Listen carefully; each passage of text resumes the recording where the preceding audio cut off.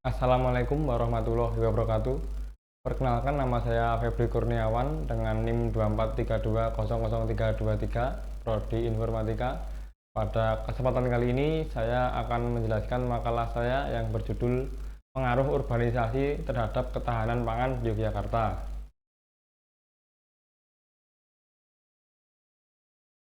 Saat ini Yogyakarta sedang menghadapi tantangan besar dalam hal pembangunan wilayah, yaitu urbanisasi yang semakin pesat. Banyak penduduk dari daerah pedesaan pindah ke kota, dan pembangunan perumahan maupun industri pun terus berkembang. Namun, di balik perkembangan ini, ada dampak serius yang sering terlupakan, yaitu alih fungsi lahan pertanian. Lahan yang dulunya digunakan untuk menanam padi dan bahan pangan lainnya, kini berubah menjadi kawasan pemukiman dan bangunan komersial. Data dari BPS menunjukkan bahwa dalam beberapa tahun terakhir, luas panen dan produksi padi terus menurun. Ini menjadi sinyal awal bahwa ketahanan pangan lokal mulai terganggu. Jika terus dibiarkan, kita akan semakin bergantung pada pasokan pangan dari luar daerah, yang tentu berisiko terhadap stabilitas harga dan distribusi. Selain itu, kondisi ini juga berdampak pada para petani, banyak yang kehilangan sumber penghasilan dan kesulitan untuk melanjutkan usaha pertanian. Melalui makalah ini saya mencoba mengkaji bagaimana urbanisasi memengaruhi ketahanan pangan di Yogyakarta dan apa solusi kebijakan yang bisa ditawarkan agar pembangunan bisa berjalan tanpa mengorbankan sektor pertanian. Langsung saja untuk rumusan masalah. Yang pertama, apa faktor utama Jakarta?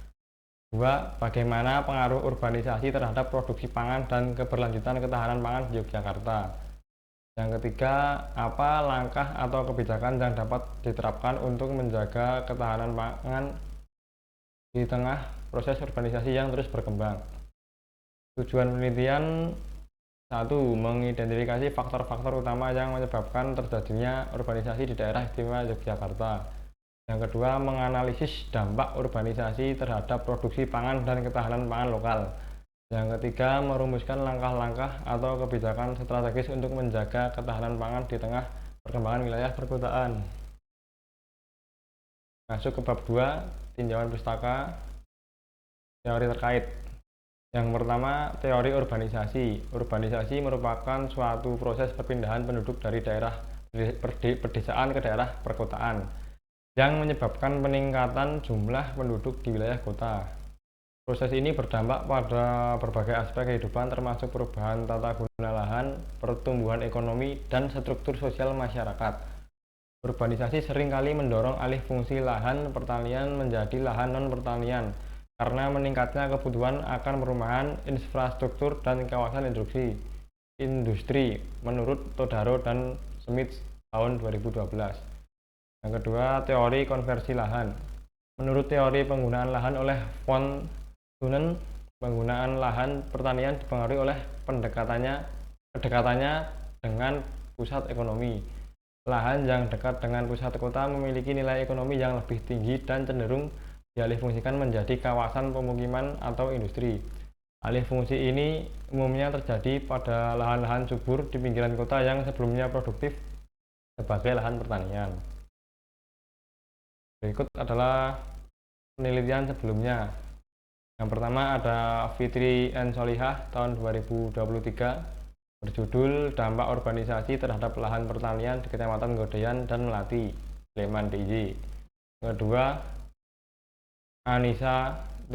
Habibatusolikah dan kawan-kawan tahun 2020 yang berjudul Analisis Faktor Alih Fungsi Lahan Sawah di Kabupaten Sleman.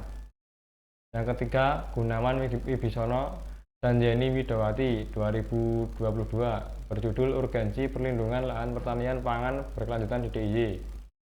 Yang keempat ada Fitra Wicaksono tahun 2016 berjudul Alih Fungsi Lahan dan Implikasinya Terhadap Ketahanan Pangan di Sleman.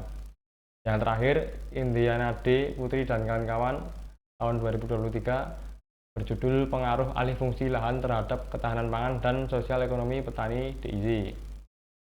Masuk ke bab 3, metodologi penelitian. Yang pertama, jenis penelitian.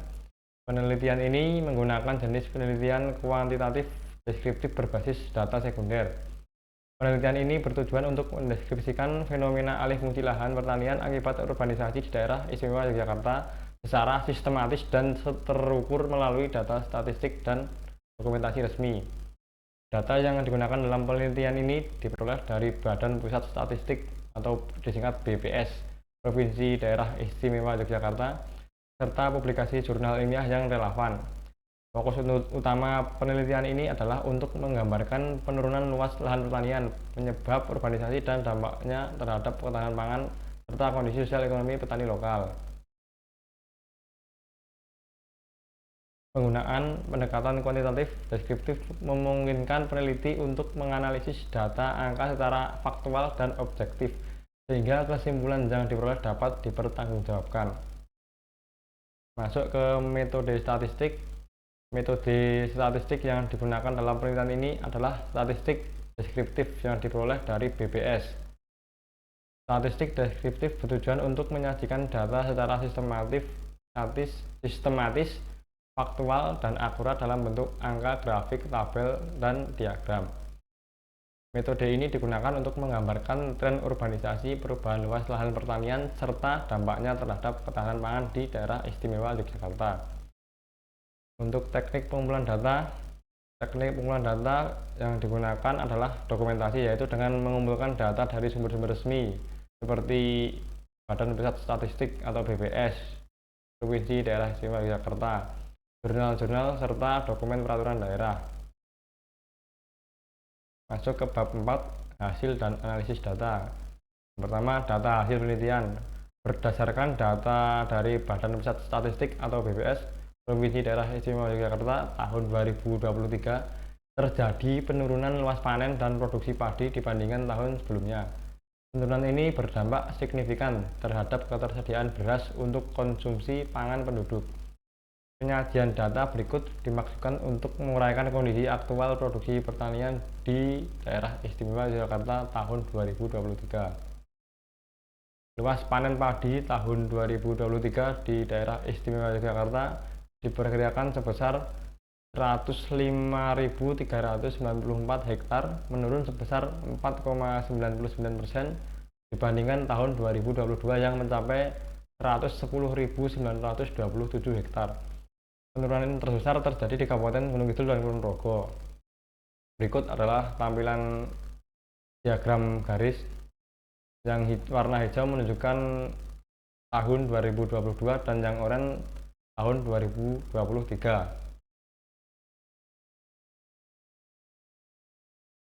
Berikut adalah tabel deskripsi dari diagram di atas yang menunjukkan berdasarkan kabupaten masing-masing, ada Kulon Progo, Bantul, Gunung Kidul, Sleman, dan Jakarta.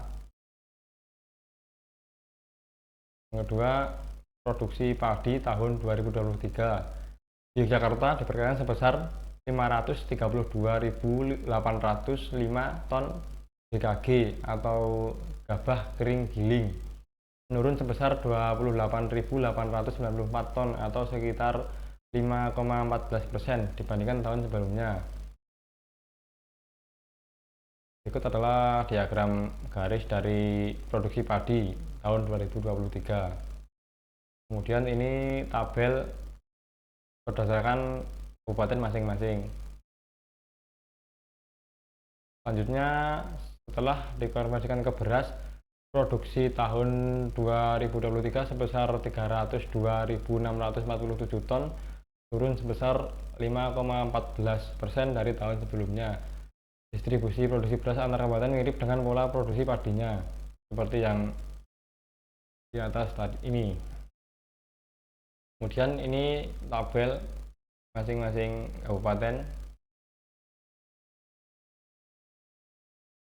Lanjut, ini untuk infografis berikut memperlihatkan penurunan simultan pada luas panen dan produksi padi di tahun 2023 dibandingkan 2022. Penurunan ini menimbulkan tantangan dalam aspek ketahanan pangan dan distribusi beras regional. Itu adalah perbandingan antara tahun 2022 dengan 2023. yang dimana pada luas panen 2022 memiliki luas panen 110,93 ribu hektar, turun 4,99% menjadi 105,39 ribu hektar. Untuk produksi padi 2022 memiliki 561,70 ribu ton gabah kering giling, turun 5,14% menjadi 532,80 ribu ton gabah kering giling pada tahun 2023.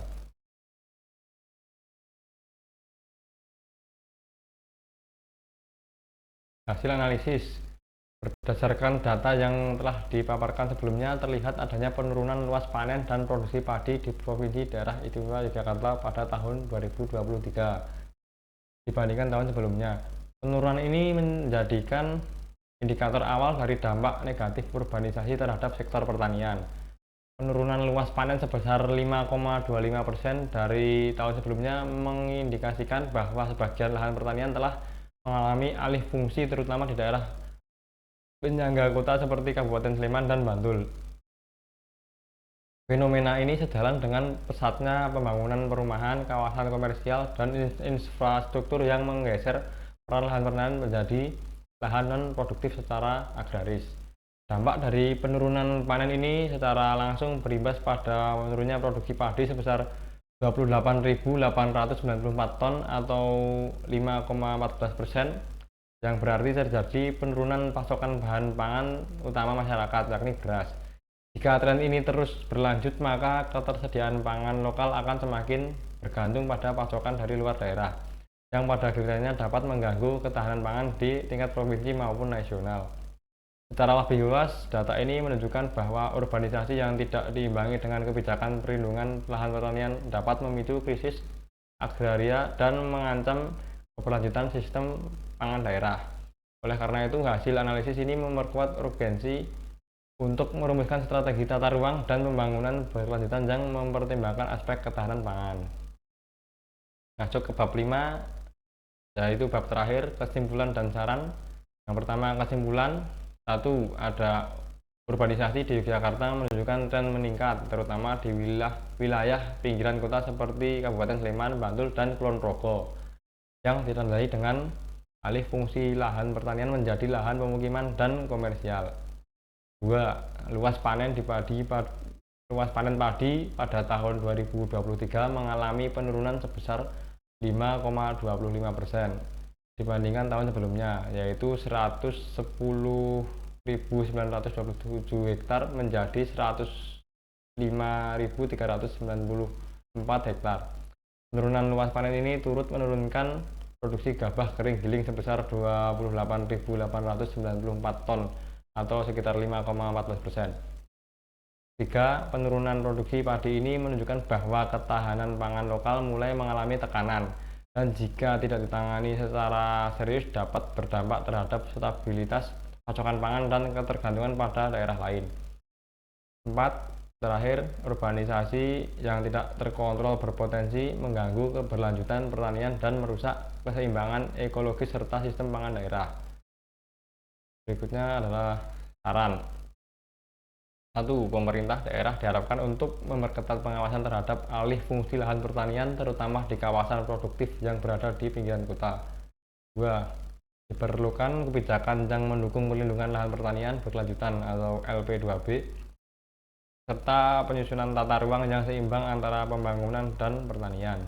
3. Upaya peningkatan produktivitas lahan yang tersisa melalui teknologi pertanian, subsidi pupuk, dan pelatihan petani juga perlu ditingkatkan untuk menjaga kapasitas produksi pangan. 4. Yang terakhir, kesadaran masyarakat dan pelaku pembangunan perlu dibangun agar memahami pentingnya mempertahankan ketersediaan lahan pertanian demi menjamin ketahanan pangan jangka panjang.